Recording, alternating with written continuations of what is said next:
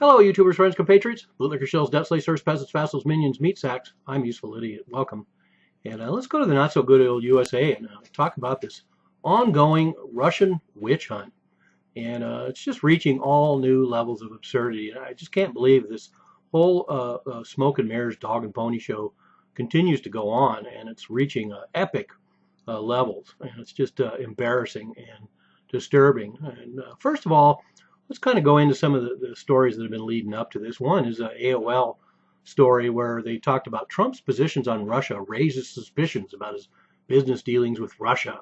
And so that's the headline. So you get into it, and there's all this speculation. Oh, he has all this hidden business and all these hidden communications and love phone calls between him and Putin and all this other crap.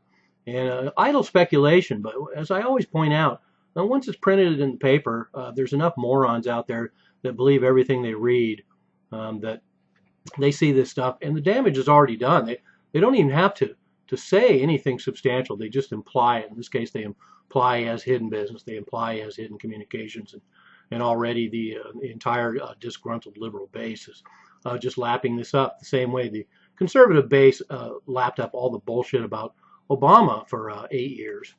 And so we have them talking about Trump's, quote, odd behavior, unquote, and that Trump, quote, Trump's reactions have baffled many, unquote. Who are these many that are baffled? And why are they baffled? And why is this odd behavior? There's nothing odd or baffling about it. He just doesn't believe in the Russian boogeyman narrative. He thinks we should work with Russia. And this whole demonization that's been going on is just beyond him. And I believe that. And I believe the same thing. And I'm not, let me make this clear, as I always have to, because people are so intellectually bankrupt. It's not that I'm defending Trump per se, and it's not that I'm a big supporter of Trump per se. I just hate all this bullshit. I hate all the lies and all this spectacle and this political nonsense that's going on. And I just ruffle at that. It doesn't really matter who the players are. And then they speculate about, oh, maybe he doesn't take the Russian fear seriously because of, quote, a lack of experience in foreign policy, unquote. And well, they always used to complain about Obama's lack of foreign policy experience, and yet he's certainly scared about Russia. So, God, that can't be it, could it? Or that he's, quote, naive about the Russian intentions, unquote. And of course, to think that Russia is not a threat, it must be naive, even though all the charges about Russia's aggressiveness are completely trumped up, so to speak. And then, of course, they lead the viewer in further by saying that they have darker, quote, darker suspicions, unquote. Oh, God, what is that evil Trump up to? And then part of the discredit campaign goes on, too. We have this Julian Assange coming out and declaring that he's 1,000% sure that there's no Russian connection whatsoever. And of course, all the liberals embraced Julian Assange as a champion whistleblower. But now that he's responsible for these leaks that have caused all these problems for the Democrats and Hillary in particular, now all of a sudden all the liberals want to believe that Assange is a pedophile and he's hiding, and that he's a Russian agent. So now we're seeing all these stories about Assange as a pedophile, a rapist, and a Russian agent, none of which have been even remotely proved. Or even the circumstantial evidence is even pretty bogus. And as one article points out, Julian Assange is far more reliable than the U.S. media, and people need to remember that. But as usual, the liberal and conservative base, they believe whatever they want to believe. It doesn't really matter what the facts are. So whatever way the wind blows, they'll go with it as long as it lines up with the narrative they've already agreed on. And then we have Assange, of course, being interviewed by Hannity, and so that discredits him, of course, too. I don't mind that, because Hannity's a piece of shit. But and another example why Hannity's a piece of shit, of course, is because he was probably railing against Julian Assange, as I recall, from memory, that he's dumping on Assange before, like a lot of the conservative base. But now the conservative base and Sean Hannity think Julian Assange is a hero. So that's the way it goes, both ways. And so now we got these hearings going on, and this is just, once again, this horseshit, this political horseshit out there in these congressional hearings, that there's plenty of things we should be dealing with and not dragging out this stupid Russian witch hunt. And Russia cyber attacks are, quote, a major threat. And we got the biggest asshole of all out there again, John McCain, railing about those evil Russian thugs and everything else.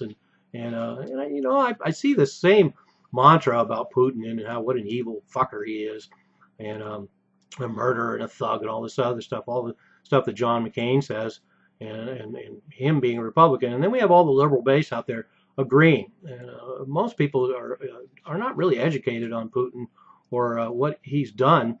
And frankly, when you look at his behavior and the government of Russia and their behavior, I mean, it's really not that much different than most major governments in the world, including the United States. So let's set that straight right away. And then James Clapper gets up there and continues to embarrass until talking about leaking data that was stolen and that they're targeting the infrastructure. And this is already after the entire targeting the infrastructure in Vermont grid.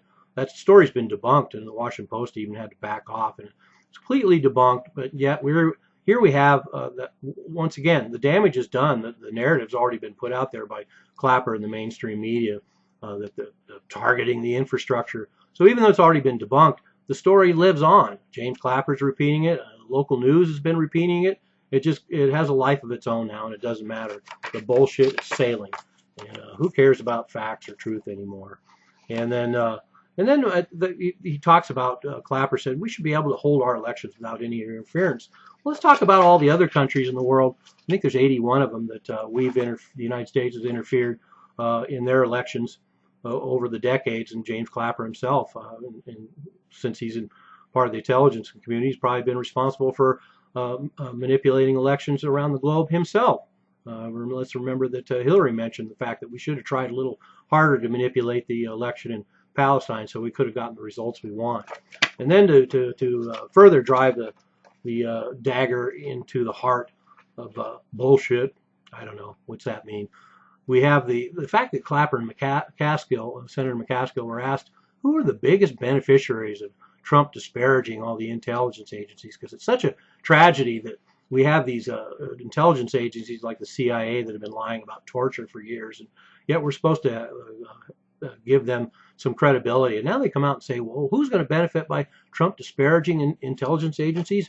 Of course it's going to be Iran, North Korea, China, Russia, and ISIS, because those are Trump's friends. And so anyway, I don't even know what to say anymore. I mean, this is such utter horseshit, and it's making me even more frustrated than usual, because I have a lot of friends who are liberals, and they're just eating this stuff up because they hate Trump so bad. And not to let the conservatives off the hook who lap up the opposite just as easily. And so it goes. But man, I'll tell you what, my head's gonna spin around and explode if they keep playing this Russian boogeyman thing and keep upping the ante. It's just unbelievable. Have I said unbelievable enough times? I think so. I'm a useful idiot. Don't you be one too?